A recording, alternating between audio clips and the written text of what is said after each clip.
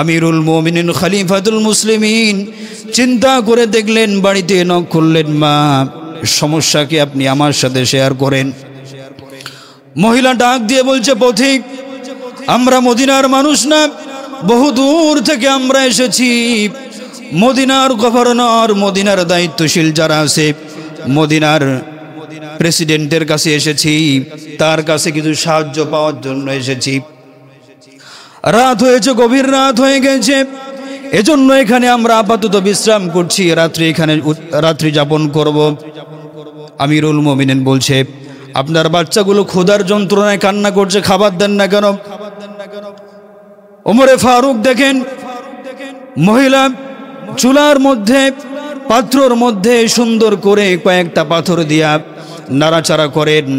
বাচ্চারা কান্না করছে, বাচ্চাদেরকে বলছে, বাচ্চারা খাবার রান্না হচ্ছে, আরেকটু দাঁড়াও, আরেকটু সময় পার হলেই খাবার রান্না হয়ে যাবে, তখন তোমাদেরকে খাবার দেওয়া হবে।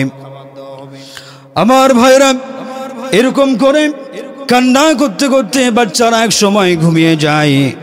ওমরে ফারুক الذي أرسله بالحق بشيرا ونذيرا وداعيا إلى الله بإذنه وسراجا منيرا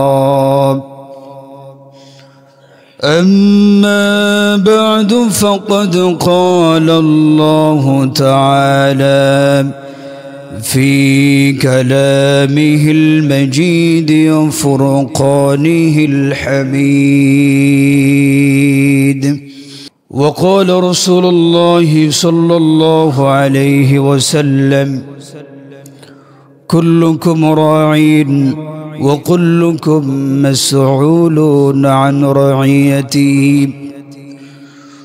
وقال النبي عليه الصلاة والسلام آمرا ومخبرا إن الله وملائكته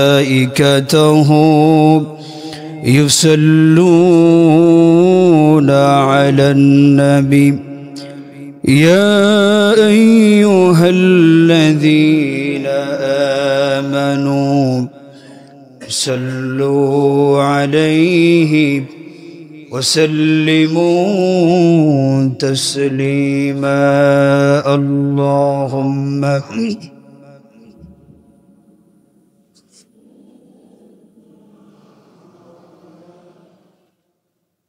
وعلى آل سيدنا مولانا محمد اللهم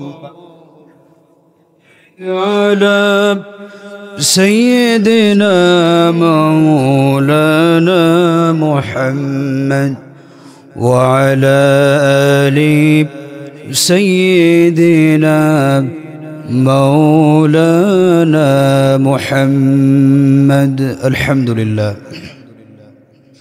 মুআজ্জাজ মুকাররম মুহতারাম মুসল্লিন ইকরাম, সামনে বসা সর্বজন শ্রদ্ধাভাজন ব্যক্তিত্ব, পিতৃতুল্য মুরব্বিয়ান ইকরাম, স্নেহের কচিকাচা অনুস হযরত খালিদ বিন ওয়ালিদ, গাজী সালাউদ্দিন আইয়ুবী,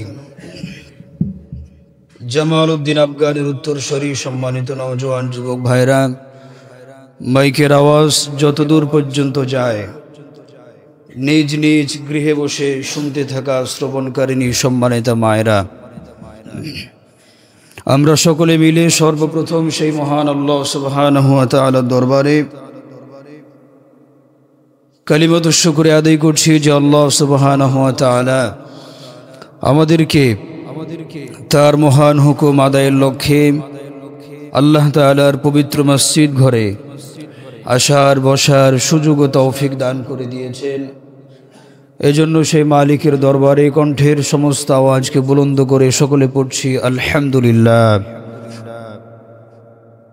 দরুদ ও সালাম বর্ষিত হোক বিশ্ব মানবতার মহামানব, বিশ্ব নেতা, বিশ্ব রাসূল নবিয়ুনা সিদ্দিকুনা মুহাম্মাদুর রাসূলুল্লাহ, সকলে পড়ি সাল্লাল্লাহু আলাইহি ওয়াসাল্লাম। আত্মার মাগফিরাত কামনা করছি আমাদের প্রিয়জন, আপনজন, আব্বা আম্মা, ভাই বোন, আত্মীয় স্বজন যারা দুনিয়া ছেড়ে অন্ধকার কবরে চলে গেছেন। আমরা সকলের জন্য দোয়া করি আল্লাহ রাব্বুল আলামিন যেন সকলের কবরগুলিকে জান্নাতের টুকরা বানায় দেন। সকলে পড়ি আমিন। সম্মানিত মুসল্লির ইকরাম, আমরা ধারাবাহিকভাবে গত জুমাতে সালাতের উপরে আলোচনা করেছি। সম্মানিত ভাইরা, আলহামদুলিল্লাহ এই মসজিদে আসার পর থেকে নামাজের বিষয়ে আমরা বেশ কয়েক জুমা আলোচনা করেছি বলে আলহামদুলিল্লাহ। সম্মানিত ভাইরা, যদিও আজকে সালাতের বিষয়ে আমি আয়াতে কারিমা পেশ করি নাই, তবে নামাজের বিষয়ে সর্বশেষ কথা হলো, নামাজ না পড়লে শাস্তি আছে না নাই? লাভ লাভ আছে, লাভ আছে আলহামদুলিল্লাহ, বলি আলহামদুলিল্লাহ, লাভ আছে। সম্মানিত ভাইরা, মরার পরে কি লাভ হবে এই ওয়াজটা থাক দুনিয়াতে থাকা অবস্থায়। কারণ বাঙালি হলো নগদে বিশ্বাসী। কিছু বিশ্বাসী? নগদে বিশ্বাসী। এখন দুনিয়াতে বেঁচে থাকা অবস্থায় নামাজ পড়লে, সালাত পড়লে কি লাভ হবে শোনার দরকার আছে না নাই? আচ্ছা সম্মানিত ভাইরা, সর্বশেষ কথা, হাদিসের মধ্যে আসছে যদি কোনো আল্লাহর বান্দা 5 ওয়াক্ত নামাজ পড়ে, আল্লাহ রাব্বুল আলামিন দুনিয়াতে তাকে বেশ কয়েকটা পুরস্কার দেবেন। বলি সুবহানাল্লাহ। এর মধ্যে প্রথম নাম্বার পুরস্কার হচ্ছে, যেই ব্যক্তি 5 ওয়াক্ত নামাজ পড়বে, আল্লাহ রাব্বুল আলামিন বলছেন তার রিজিকের দায়িত্ব আমি আল্লাহ রাব্বুল আলামিন গ্রহণ করব। আল্লাহ রাব্বুল আলামিন যদি বান্দার রিজিকের দায়িত্ব গ্রহণ করেন, বলেন তো বান্দার কোনো টেনশন আছে কি? আসতে বললে হবে না, জোরে বলেন, টেনশন আছে? নাই। সম্মানিত ভাইরা, এটি হলো 1 নাম্বার পুরস্কার। তাহলে যারা নামাজ পড়বে তাদের রিজিকের কোনো টেনশন নাই। 2 নাম্বার পুরস্কার হলো দুনিয়াতে পুরস্কার, মরার পরে না, নগদী পুরস্কার। 2 নাম্বার পুরস্কার হলো আল্লাহর যে বান্দা 5 ওয়াক্ত নামাজ পড়বে, হাদিসের মধ্যে আসছে নবী করিম সাল্লাল্লাহু আলাইহি ওয়াসাল্লাম বলেছেন আল্লাহ রাব্বুল আলামিন তার চেহারার মধ্যে নূর দান করবে। আরো আসতে বলেন, আরে জোরে বলেন না সুবহানাল্লাহ। খেয়াল করে দেখবেন যারা নামাজ পড়ে, যারা নামাজি লোক, ওই লোকটা যদি কালো হয় দেখতে, ও চেহারার দিকে তাকাই দেখবেন একটা নূর আছে না? নূর থাকে, সুন্দর লাগে দেখতে। সম্মানিত ভাইরা, তো এরকম নগদ পুরস্কার আল্লাহ রাব্বুল আলামিন দুনিয়াতে দিবেন। এরকম আরো অনেক পুরস্কার আছে যেগুলো আল্লাহ রাব্বুল আলামিন নামাজ পড়লে দিবেন। আবার নামাজ না পড়লে শাস্তিও আছে। আল্লাহ রাব্বুল আলামিন বলছেন যারা নামাজ পড়বে না তার চেহারার মধ্যে নূর থাকবে না। কি থাকবে না? নূর থাকবে না। যেই ব্যক্তিরা নামাজ পড়ে না ওর চেহারার দিকে তাকাবেন, কি নাই? নূর নাই।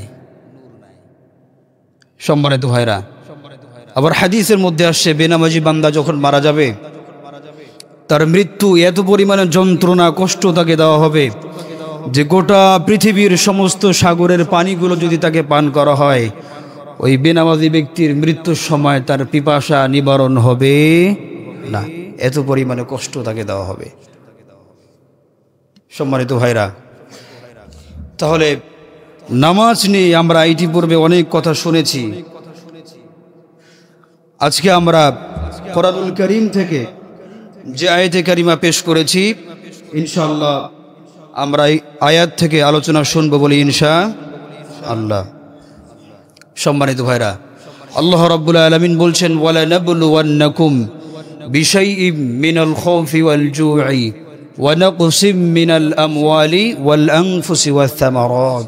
বলি সুবহানাল্লাহ। আল্লাহ রাব্বুল আলামিন বলছেন আমি অবশ্যই তোমাদেরকে পরীক্ষা করব। কি করব? পরীক্ষা করব। কি দিয়ে পরীক্ষা করব? আল্লাহ রাব্বুল আলামিন বলছেন, ভয় দিয়া, ক্ষুধা দিয়া, জানমালের ক্ষতি দিয়া বিভিন্নভাবে আল্লাহ রাব্বুল আলামিন আমাদেরকে কি করবেন? পরীক্ষা করবেন। এক কথায় এই দুনিয়াটা হলো পরীক্ষার কেন্দ্র। হয় কি দুনিয়াটা? কি পরীক্ষার কেন্দ্র বা পরীক্ষার হল। সম্মানিত ভাইরা, যে হাদিস আপনাদের সামনে পড়েছি যে কুল্লুকুম রাঈন ওয়া কুল্লুকুম মাসউলুন আন রাইয়াতি, তো হাদিসের মধ্যে নবী করিম সাল্লাল্লাহু আলাইহি ওয়াসাল্লাম বলছেন যে দুনিয়ার মধ্যে প্রত্যেক বনি আদম, আমরা প্রত্যেক মানুষ, আমরা হলাম দায়িত্বশীল। আমরা কি দায়িত্বশীল? প্রত্যেককেই আমরা দায়িত্বশীল। কেউ ছোট দায়িত্বশীল, কেউ বড় দায়িত্বশীল, কিন্তু দায়িত্বের বাহিরে কেউ আছে কি? কেউ নাই। আমরা সকলে দায়িত্বশীল। এবং শুধু হাদিসের মধ্যে এতটুকুন বলে ক্ষান্ত হয়েছেন তা না, পরে বলা হয়েছে যে প্রত্যেককেই কিয়ামতের মাঠে, প্রত্যেককেই তার দায়িত্ব সম্পর্কে কিয়ামতের মাঠে হিসাব দিতে হবে। হিসাব নেবে কে? হিসাব নেবে আল্লাহ রাব্বুল আলামিন হিসাব নেবে। সম্মানিত ভাইরা, তাহলে আমরা প্রত্যেককেই হলাম দায়িত্বশীল। আমি এই মসজিদের খতিব, আমি হলাম আপনাদের দায়িত্বশীল। কাদের দায়িত্বশীল? আপনাদের দায়িত্বশীল।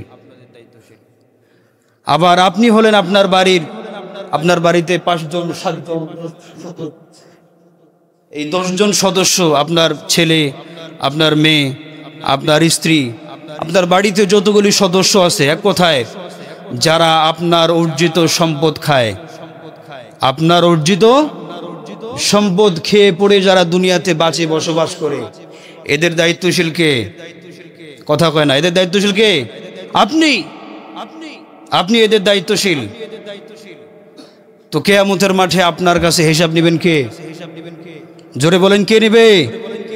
আল্লাহ রাব্বুল আলামিন হিসাব নেবে। কেমন হিসাব নেবে?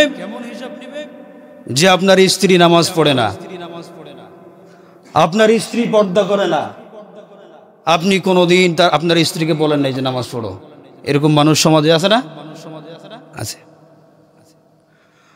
আপনি নামাজ পড়েন, আপনার সন্তানটা নামাজ পড়ে না, নামাজ পড়ার জন্য কোনোদিন তাকে বলেন নাই।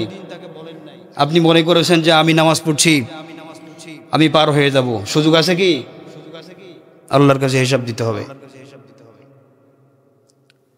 হাদিসের মধ্যে এমনও আছে যে অবাধ্য স্ত্রী যদি নামাজ না পড়ে, আপনার স্ত্রী যদি নামাজ না পড়ে, আচ্ছা পৃথিবীতে যত সম্পর্ক আছে সব থেকে মধুর সম্পর্ক কোনটা বলেন তো? হ্যাঁ, স্বামী স্ত্রীর সম্পর্ক। হাদিসের বিধানটা দেখেন কত সুন্দর। প্রথমে বলা হচ্ছে যে আপনার স্ত্রীকে আপনি বুঝান বিনয়ের সাথে, নরম ভাষায়, সুন্দর করে, কোমল কণ্ঠে তাকে বলেন যে বিবি নামাজটা পড়ো, তাকে সময় দেন। তারপরেও যদি সে নামাজ না পড়ে, তারপরে বিধান হচ্ছে যে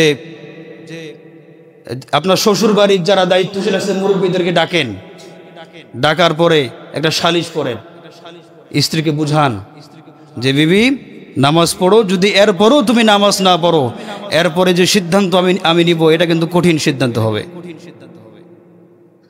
স্ত্রীকে বুঝান। এরপরেও যদি আপনার বিবি নামাজ না পড়ে, হাদিসের বিধান হচ্ছে যে আপনার বিবিকে একটা তালাক দেন। কয় তালাক? 3 তালাক না। নামাজের বিধান কত কঠিন দেখেন, তালাক পর্যন্ত চলে আসছে। একটা তালাক দেন। কয়টা? মাসআলা বলছি, কয় তালাক? 1 তালাক দেন। 3 তালাক দেওয়ার দরকার নাই, একটা তালাক দেন যে বিবি নামাজ পড়ো। 1 তালাক দেওয়ার পরেও যদি সে নামাজ না পড়ে, তা আমার মনে বলে যে 1 তালাক দিলে নামাজ পড়বে না এরকম মহিলা মনে হয় সমাজে কমে আছে। কি ঠিক না ভাইরা? কমে আছে। 1 তালাক দেওয়ার পরে যদি আপনার বিবি তখন নামাজ শুরু করে দেয়, তখন শরীয়তের বিধান হচ্ছে যে মৌখিকভাবে তখন যদি আপনি তালাকটাকে উত্তীর্ণ করে নেন, তালাক উত্তীর্ণ হয়ে যাবে।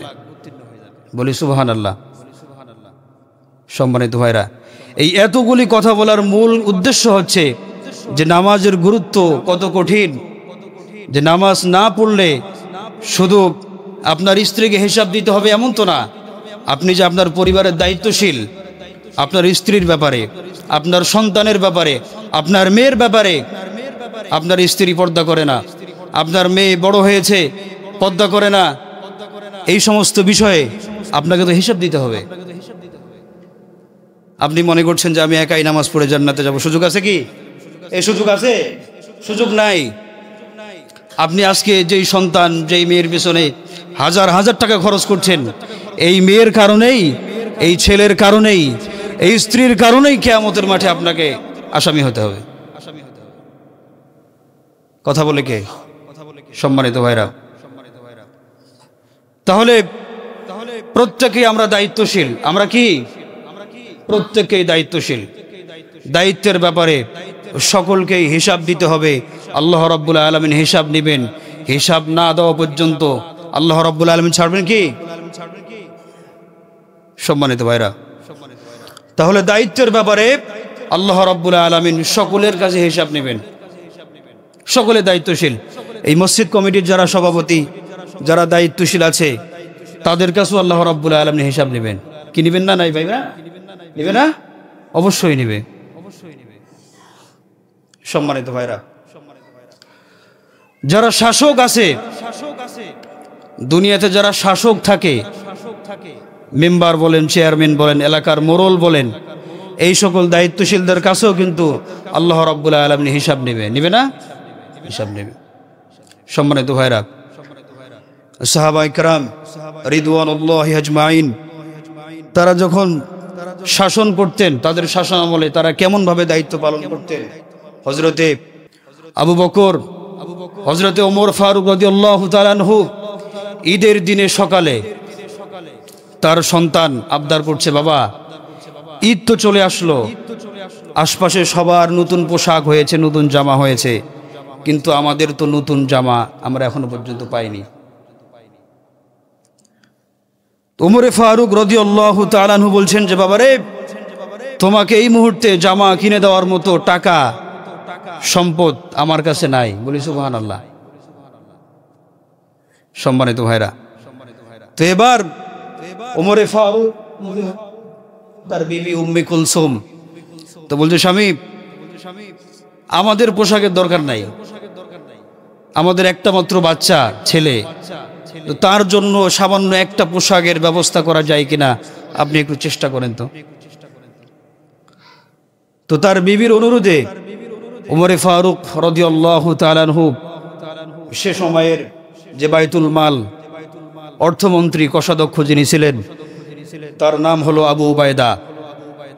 আবু উবাইদার কাছে সুন্দর করে চিঠি লিখলেন যে, আবু উবাইদা, সামনে তো ঈদ চলে আসছে, তো আমার বাচ্চাদের জন্য পোশাক কেনার মতো টাকা আমার কাছে নাই, তোমার কাছে আমি রিকোয়েস্ট করছি একটা মাসের বেতন আমাকে অগ্রিম দেওয়া যাবে কি? আবু উবাইদার কাছে কি করছে? চিঠি লিখেছে সুন্দর করে। তো বাইতুল মালের দায়িত্বে যিনি ছিলেন আবু উবাইদা, তিনি চিঠির প্রতি উত্তরে সুন্দর করে নিচে লিখেছেন যে, আমিরুল মুমিনিন খলিফাতুল মুসলিমিন, আপনি তো অর্ধ পৃথিবীর খলিফা, তো আপনি যেহেতু হুকুম করেছেন, আপনার হুকুম পালন করা, মান্য করা এটা আমার দায়িত্ব, কর্তব্য। কিন্তু আপনাকে আমি দুইটা প্রশ্ন ছুড়ে দিলাম। কয়টা? চিঠির নিচে সুন্দর করে দুইটা প্রশ্ন লিখেছে যে, ওমরে ফারুক আমিরুল মুমিনিন খলিফাতুল মুসলিমিন, আপনার কাছে আমি দুইটা প্রশ্ন করলাম। প্রশ্ন দুইটা হলো, প্রথম নাম্বার প্রশ্ন হলো, আগামী 1 মাস পর্যন্ত আপনি দুনিয়াতে বেঁচে থাকবেন, এটার নিশ্চয়তা আপনি আমাকে দিবেন। আল্লাহু আকবার বলেন। আমানতদারিতা, দায়িত্ব, কর্তব্য কাকে বলে সাহাবায়ে কেরামদের কাছ থেকে শিখতে হবে, ঠিক কিনা বলেন ভাইরা? প্রথম নাম্বার প্রশ্ন হলো, আমিরুল মুমিনিন খলিফাতুল মুসলিমিন, আপনি যদি আমাকে এই নিশ্চয়তা দিতে পারেন যে আগামী 1 মাস পর্যন্ত আপনি দুনিয়াতে বেঁচে থাকবেন, এটা হলো প্রথম নাম্বার প্রশ্ন। 2 নাম্বার প্রশ্ন হলো, আপনাকে নিশ্চয়তা দিতে হবে যে আগামী 1 মাস পর্যন্ত মদিনার মানুষ তথা আপনার যত মানুষেরা আছে তারা যদি আপনার শাসন ব্যবস্থা আগামী 1 মাস পর্যন্ত তারা মানবে এবং আগামী 1 মাস পর্যন্ত আপনি মদিনার শাসক থাকবেন, খলিফা থাকবেন, এটার নিশ্চয়তা যদি দিতে পারেন, এই 2টা শর্তে আমি আপনাকে 1 মাস অগ্রিম বেতন দিতে পারি। সুবহানাল্লাহ বলেন। এই 2টা জিনিসের নিশ্চয়তা আপনি যতক্ষণ দিতে পারবেন না ততক্ষণ পর্যন্ত আমি আসলাম, ততক্ষণ পর্যন্ত আমি আবু উবায়দা আপনাকে 1 টাকাও দিতে পারবো না। আল্লাহু আকবার বলেন। সম্মানিত ভাইরা, এই চিঠি যখন আমিরুল মুমিনিন খলিফাতুল মুসলিমিন ওমরে ফারুক রাদিয়াল্লাহু তাআলা আনহুর কাছে গেলেন, তিনি হাতের মধ্যে চিঠি নিয়ে ঝরঝর করে কান্নায় ভেঙে পড়লেন। আল্লাহর কাছে আবু উবায়দার জন্য দোয়া করলেন। আবু উবায়দা, যে আবু উবায়দার মতো কোষাধ্যক্ষ মন্ত্রী যতদিন আমার এই শাসন আমলে যতদিন পর্যন্ত থাকবে, আমার রাষ্ট্রের 1টা টাকা কোনোদিন এদিক সেদিক হওয়ার সুযোগ নাই। সম্মানিত ভাইরা, আমানতদারিতা কাকে বলে খেয়াল করে দেখেন। সম্মানিত ভাইরা, আর আজকে আমাদের সমাজে যারা মেম্বার হয়, সামান্য মেম্বার, ইউনিয়ন পরিষদের মেম্বার, এর খাটের তলে খালি সয়াবিন তেল কি দেখা যায়? সয়াবিন তেল আর রিলিফের চাউল দেখা যায়। আছে না এরকম ডাকাইত? আছে না? আছে। সম্মানিত ভাইরা, আর অর্ধ পৃথিবী শাসন করেছেন, অথচ তার সন্তানের জন্য ঈদের পোশাক কিনবে সেই সামর্থ্য পর্যন্ত তাদের নাই। আমার ভাইরা, আমিরুল মুমিনিন খলিফাতুল মুসলিমিন তিনি যখন খলিফা ছিলেন, রাত্রি জেগে জেগে মদিনার মানুষদেরকে পাহারা দিতেন। মদিনার সমস্ত মানুষ যখন ঘুমিয়ে থাকতেন, আমিরুল মুমিনিন খলিফাতুল মুসলিমিন রাত জেগে জেগে মদিনার অলিতে গলিতে মানুষদের খোঁজ খবর নিতেন। একদিন রাত্রিবেলায় ওমরে ফারুক রাদিয়াল্লাহু তাআলা আনহু গভীর রাত্রিবেলায় মদিনার অলিতে গলিতে মানুষের বাড়ি বাড়ি খোঁজ নিচ্ছেন। এমত অবস্থায় খেয়াল করে দেখে বহু দূরে একটা বাড়ি থেকে টিম টিম করে আলো জ্বলছে। আমিরুল মুমিনিন খলিফাতুল মুসলিমিন বাড়ির সামনে চলে গেলেন। যাওয়ার পরে আমিরুল মুমিনিন খেয়াল করে দেখে বাড়ির মধ্যে একজন বৃদ্ধা মহিলা, তার সন্তানগুলো ক্ষুধার জ্বালায় হাউমাউ করে কান্না করছে। আমিরুল মুমিনিন খলিফাতুল মুসলিমিন চিন্তা করে দেখলেন, বাড়িতে নক করলেন, মা সমস্যা কি আপনি আমার সাথে শেয়ার করেন। মহিলা ডাক দিয়ে বলছে, পথিক, আমরা মদিনার মানুষ না, বহু দূর থেকে আমরা এসেছি। মদিনার গভর্নর, মদিনার দায়িত্বশীল যারা আছে, মদিনার প্রেসিডেন্টের কাছে এসেছি, তার কাছে কিছু সাহায্য পাওয়ার জন্য এসেছি। রাত হয়েছে, গভীর রাত হয়ে গেছে, এজন্য এখানে আমরা আপাতত বিশ্রাম করছি, রাত্রি যাপন করব। আমিরুল মুমিনিন বলছে, আপনার বাচ্চাগুলো ক্ষুধার যন্ত্রণায় কান্না করছে, খাবার দেন না কেন? ওমরে ফারুক দেখেন মহিলা চুলার মধ্যে, পাত্রর মধ্যে সুন্দর করে কয়েকটা পাথর দিয়া নাড়াচাড়া করেন। বাচ্চারা কান্না করছে, বাচ্চাদেরকে বলছে, বাচ্চারা খাবার রান্না হচ্ছে, আর একটু দাঁড়াও, আর একটু সময় পার হলেই খাবার রান্না হয়ে যাবে, তখন তোমাদেরকে খাবার দেওয়া হবে। আমার ভাইরা, এরকম করে কান্না করতে করতে বাচ্চারা এক সময় ঘুমিয়ে যায়। ওমরে ফারুক এই দৃশ্য দেখার পরে বলছে, ও মা, আপনি একটু দাঁড়ান। ওমরে ফারুক রাদিয়াল্লাহু তাআলা আনহু গভীর রাত্রিবেলায় চলে গেলেন বাইতুল মালের দায়িত্বশীল, তার নাম হলো আসলাম।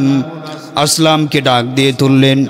ডাক দিয়ে তোলার পরে আসলামকে বলছে, আসলাম রে, বস্তার মধ্যে কিছু আটা ভরো, কিছু তরকারি ভরে দাও, খাবার কিছু নিয়ে। ওমরে ফারুক রাদিয়াল্লাহু তাআলা আনহু আসলামকে বলছে, আসলাম রে, এই বস্তাটা আমার মাথার মধ্যে তুলে দাও। আসলাম ডাক দিয়ে বলছে, খলিফা, আমিরুল মুমিনিন, আমি আপনার গোলাম, আমি আপনার দায়িত্বশীল, আমি হলাম মন্ত্রী, আমি থাকতে আপনি কেন আটার বস্তা মাথার মধ্যে নেবেন? আমিরুল মুমিনিন ডাক দিয়ে বলছে, আসলাম রে, কিয়ামতের মাঠে আল্লাহর দরবারে তোমাকে হিসাব দিতে হবে না, আমি ওমরকে আল্লাহর কাছে হিসাব দিতে হবে। বলি সুবহানাল্লাহ। আমার ভাইরা, গভীর রাত্রিবেলায় অর্ধ পৃথিবীর খলিফা আমিরুল মুমিনিন খলিফাতুল মুসলিমিন আটার বস্তা মাথার মধ্যে নিয়া গভীর রাত্রেবেলায় মহিলার বাড়িতে আসলেন। আসার পরে নিজের হাত দিয়া রুটি তৈরি করে গোশত রান্না করে চোখের পানিগুলো ছেড়ে দেয়, রুটি গোশত ছিঁড়ে ছিঁড়ে বাচ্চাদের মুখের মধ্যে তুলে দেয়। বলি সুবহানাল্লাহ। দায়িত্ব কাকে বলে? দায়িত্ব কাকে বলে? সাহাবায়ে কেরাম রিদওয়ানুল্লাহি আজমাইন তারা আমাদেরকে শিক্ষা দিয়ে গেছেন, ঠিক কিনা ভাইরা বলেন? আর আজকে আমরা সমাজের মানুষেরা দায়িত্ব পাওয়ার করে জবাবদিহিতার কোনো ভয় নাই, আল্লাহকে কোনো ভয় করি না, দায়িত্ব পেলে মনে করি মই কি হনুরে, ঠিক কিনা বলেন? সম্মানিত ভাইরা, দায়িত্ব পাওয়ার পরে অহংকার করা যাবে না। আল্লাহ রাব্বুল আলামিন আপনাকে যে দায়িত্ব দিয়েছে, আল্লাহ রাব্বুল আলামিন অবশ্যই অবশ্যই এই দায়িত্বের হিসাব আপনার কাছ থেকে নেবে, ঠিক কিনা বলেন ভাইরা? আমি আপনাদের মসজিদের খতিব, অনেক সময় আপনাদেরকে বিভিন্ন শক্ত কথা বলি, কড়া কথা বলি, অনেকে মন খারাপ করে, আছে না নাই? অনেকে রাগ হয়। আমার ভাইরা, আমি যদি আপনাদের কাছে হক কথাগুলি না বলি, হাদিসের মধ্যে আসে কিয়ামতের মাঠে যেই সকল খতিবরা, যেই সকল ইমামেরা, যেই সকল নেতারা মানুষের ভয়ে আল্লাহর কোরআনকে, আল্লাহর কথাকে যারা গোপন করবে, আল্লাহ রাব্বুল আলামিন বলছেন তার জিহ্বাকে কিয়ামতের মাঠে আগুনের কেসি দিয়ে কাটা হবে। কি করা হবে? আগুনের কেসি দিয়ে কাটা হবে। আমার ভাইরা, এজন্য যখন কোরআন হাদিস থেকে কথা বলা হবে, সভাপতির দিকে থেকে কথা হবে না, মসজিদের যারা দায়িত্বশীল আছে তাদের দিকে কথা বলার কোনো সময় সুযোগ নাই। কোরআন থেকে যখন কথা বলা হবে, বলেন তো একজনের দিকে তাকিয়ে কথা বলতে হবে, তিনি কে? আল্লাহ। আমার ভাইরা, এজন্য ক্ষমতা পাওয়ার পরে অহংকার করা যাবে না। আল্লাহ রাব্বুল আলামিন মানুষকে পরীক্ষা করবেন, বিভিন্ন জিনিস দিয়ে পরীক্ষা করবেন, কাউকে ধন সম্পদ দিয়া, কাউকে সম্মান দিয়া, কাউকে টাকা পয়সা দিয়া। আল্লাহ রাব্বুল আলামিন আবার কাউকে ক্ষমতা দিয়ে পরীক্ষা করবেন, ঠিক কিনা বলেন ভাইরা? এজন্য ক্ষমতার অপব্যবহার করা যাবে। নদীর কুল ভাঙে অকুল গড়ে, এই তো নদীর খেলা, সকাল বেলার বাদশারে তুই ফকির সন্ধ্যাবেলা, ঠিক কিনা বলেন? ক্ষমতার অপব্যবহার করা যাবে না তো। দেখলেন না, ওই যে গত 2-1 জুমা আগে বলেছিলাম যে তিলকাল আইয়াম নুদাউলুহা বাইনান নাস। একটা হলো জুলুম, একটা কি? একটা হলো জুলুম, আর একটা হলো পিতামাতার অবাধ্যতা।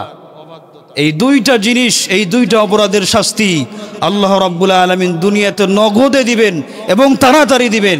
এই দুইটা শাস্তি না দেওয়া পর্যন্ত কোনো নাফরমান, কোনো বেঈমান আল্লাহ রাব্বুল আলামিন তার মৃত্যু ঘটাবেন না। সম্মানিত ভাইরা, পরিষ্কার কথা, বাংলাদেশের মধ্যে একটা নায়ক আছে, নাম হলো সালমান শাহ। নাম কি? সালমান শাহ। এই সালমান শাহ কিন্তু বহুদিন হয়ে গেল, 30 বছর হয়ে গেল।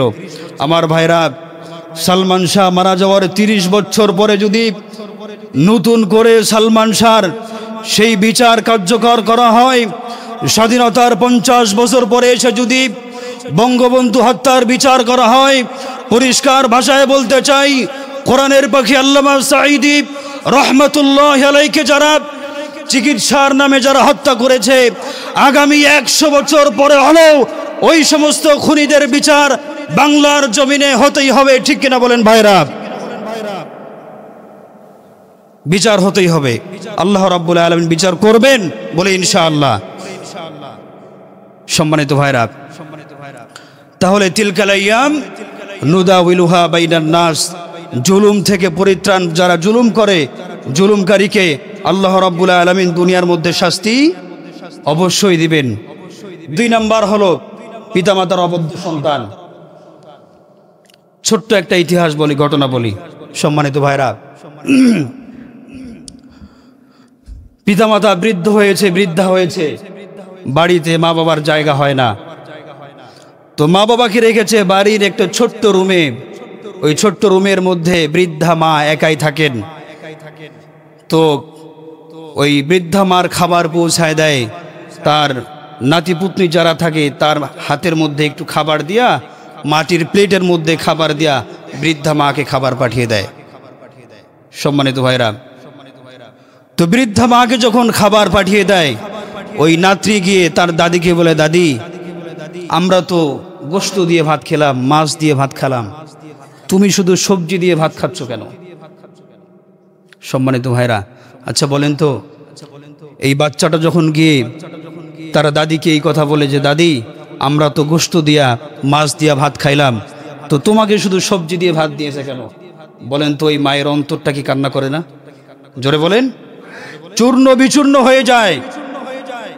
তখন তার সেই দাদি কষ্ট পায় না, একটু হেসে দিয়ে বলে যে আমি তো বয়স্ক হয়ে গেছি, বুড়া হয়ে গেছি, মাছ গোস্ত আমার পেটে হজম হয় না। সম্মানিত ভাইরা, পরের দিনে আবার যখন ওই তার নাতনিকে দিয়ে বৃদ্ধা মায়ের জন্য একটু খাবার তার ওই মাটির প্লেটের মধ্যে পাঠিয়ে দিয়েছে, তো মাটির প্লেটটা ওই সিঁড়ি দিয়ে উঠতে গিয়ে মাটির প্লেটটা আপনার মাটিতে সিঁড়িতে পড়ে ভেঙে গিয়েছে, খাবার সব পড়ে গিয়েছে। ছোট্ট বাচ্চা হাউমাউ করে কান্না করছে, চিৎকার করছে। সঙ্গে সঙ্গে তার মা আসে, তার বাবা আসে, এসে বলছে তুমি কান্না করছো কেন? আমাদের হাড়ির মধ্যে, পাতিলের মধ্যে আরো অনেক খাবার আছে, তোমাকে কান্না করতে হবে না, আমি আসো তোমাকে আবার খাবার দিচ্ছি, তুমি আবার দিয়ে আসো। এবার সেই ছোট্ট বাচ্চাটা, ছোট্ট মাসুম বাচ্চাটা ডাক দিয়ে বলে, মা কান্না করার কারণ তো এইটা না, কান্না করছি এজন্য তোমরা যে মাটির প্লেটে আমার দাদিকে খাবার দাও, আমার দাদাকে যে মাটির প্লেটে তোমরা খাবার দাও, প্লেটটা তো ভেঙে গেল, নষ্ট হয়ে গেল। তোমরা যখন বুড়া হবা, বুড়ি হবা, তোমাদেরকে খাবার দিব কোন প্লেটে? সুবহানাল্লাহ বলেন। আমার ভাইরা, ছোট্ট বাচ্চা ডাক দিয়ে বলছে, মা খাবার আমাদের অনেকগুলো আছে, কোনো সমস্যা নাই, খাবার দেওয়া যাবে, কিন্তু যে মাটির প্লেটে আমি খাবার দেই এই প্লেটটা তো ভেঙে গেল, তোমরা যখন বুড়া হয়ে যাবা, বুড়ি হয়ে যাবা, তোমাদেরকে আমি খাবার দিব কোন প্লেটে? মা রাগ হয়ে গেলেন, হ্যাঁ আমাদের সুকেশের মধ্যে এতগুলি সুন্দর সুন্দর আসবাবপত্র আছে, দামি দামি প্লেট আছে, অলংকার আছে, এতগুলো প্লেট থাকার পরও তুমি মাটির প্লেটে কেন খাবার দিবা? ছোট্ট সন্তান ডাক দিয়ে বলে, বা আমাদের সুকেশের মধ্যেও তো অনেকগুলি দামি দামি প্লেট আছে, দামি দামি আসবাবপত্র আছে, থাকার পরও তুমিও তো আমার দাদিকে শুধু মাটির প্লেটে খাবার দাও। সুবহানাল্লাহ বলেন। এজন্য সম্মানিত ভাইরা, আমার ভাইরা, যুবক ভাইরা, পরিষ্কারভাবে শুনতে হবে। আজকে যদি তোমরা তোমার পিতামাতার সঙ্গে সদাচরণ না করো, ভালো ব্যবহার না করো, আজকে তুমি ছেলে, কালকে তুমি পিতা, আজকে যারা মেয়ে, কালকে আপনারা শাশুড়ি, আজকে নিজের বাবা মার সঙ্গে যেমন ব্যবহার করবেন, আপনার সন্তানের কাছেও কিন্তু আপনি অনুরূপ সেই ব্যবহার ফিডব্যাক পাবেন। ঠিক কিনা বলেন ভাইরা? আমার ভাইরা, একদিন এক সন্তান তার বৃদ্ধ পিতাকে বাড়ি থেকে মারতে মারতে বের করে দিচ্ছেন। বাড়ি থেকে বাড়ির উঠান বের হওয়ার পরে, বহুদূর পর্যন্ত যাওয়ার পরে বাপ আর যায় না, দাঁড়িয়ে গেছে। বাড়ি থেকে যখন বের করে, তো বাপকে যখন বের করে দেয়, বাপ কোনরকম মানে আমি বের হব না বা আমি যাব না এরকম কিছু বলে না। মানে সন্তান যখন বাড়ি থেকে বের করে দেয়, বাপও সন্তানের সাথে কি করে? বের হয়ে যায়। বের হয়ে যাওয়ার সময় বাড়ির পাশে একটা তাল গাছ আছে। কি গাছ? তাল গাছ আছে। তাল গাছের গাছে, তাল গাছ পর্যন্ত যখন গেলেন, যাওয়ার পরে বাপ পিতা শক্তভাবে দাঁড়িয়ে গেলেন, সামনের দিকে আর যায় না। এবার সন্তান ডাক দিয়ে বলে, বাবা এতক্ষণ পর্যন্ত ঠিক মতো চলে আসলেন, এখন আর যান না কেন? এবার বাবা ডাক দিয়ে বলে, সন্তান রে, খবরদার আর জোরদবস্তি করিস না, আর সামনের দিকে ঠেলিস না, কারণ হলো আমি আমার আব্বাকে তোর দাদাকে আমি তালগাছ পর্যন্তই নিয়ে আসছিলাম। বলি সুবহানাল্লাহ। আমার ভাইরা কি বুঝলেন? আমিও তোর দাদাকে মারতে মারতে তালগাছ পর্যন্ত নিয়ে আসছিলাম, সুতরাং তুই বেশি নিবি কেন? তালগাছ পর্যন্তই থাক। আপনার পিতার সঙ্গে যেমন ব্যবহার করবেন, এরকম ব্যবহার আপনার সন্তানের কাছে কালকে আপনি ফিডব্যাক পাবেন, ঠিক কিনা বলেন ভাইরা? এর জন্য ভাইরা সময় থাকতে বুঝতে হবে, পিতামাতার সঙ্গে সদাচরণ করতে হবে। সম্মানিত ভাইরা, আরেকটা বিষয় বলার ছিল, সেটা হলো এই যে আমাদের মিডিয়ার ভাই আমাদের এখানে প্রত্যেক জুমাতে আসার পরে আমার আলোচনা রেকর্ড করে ফেসবুক ইউটিউবে ছাড়ে, এটাতে কেন মানে হচ্ছে আপনাদের আপত্তি আছে কি? আপত্তি আছে? সম্মানিত ভাইরা, বিষয় হলো যেই জিনিস সরাসরি দেখা হালাল, সেই জিনিস মিডিয়ার মাধ্যমে হোক যেভাবেই হোক, এটা দেখা কি হালাল। এই যে আপনারা আমার এখানে আলোচনা শুনতেছেন, খুতবা শুনেন, আচ্ছা বলেন খুতবা শোনা কি জায়েজ না হারাম? জোরে বলেন। জায়েজ। তো খুতবা শোনা যদি জায়েজ হয়, এটা মিডিয়ার মাধ্যমে ইউটিউবে, মোবাইলে, টিভিতে, ফেসবুকে শোনাটাও জায়েজ, শতভাগ জায়েজ। সম্মানিত ভাইরা, এখানে আপনারা আসছেন 2 থেকে 400 জন মানুষ, এর থেকে বেশি হবে কি? 2 থেকে 400 জন মানুষ আসেন, আপনারা আমার কথাগুলো শুনেন। কিন্তু এই যে মিডিয়ার ভাই, সে যে যখন এটা ইউটিউবে সুন্দর করে মিডিয়াতে ছাড়বে, হাজার হাজার শত শত লক্ষ লক্ষ মানুষ এটা দেখবে। আচ্ছা, এতগুলো মানুষ যদি দেখে, 2টা মানুষ যদি 2টা কথা শুনে উপকৃত হয়, বলেন তো আমরা সব পাবো কি পাবো না? জোরে বলেন, পাবো। সুতরাং পরিষ্কার কথা যে মিডিয়া আসলে এটা কোনো সমস্যা, মাসালাগত সমস্যা নাই। এরপরও যদি কোনো মুসল্লি কোনো কথা বলে, তাকে সরাসরি আমার কাছে পাঠিয়ে দিবেন, আমি তখন ইনশাল্লাহ বলবো ইনশাআল্লাহ।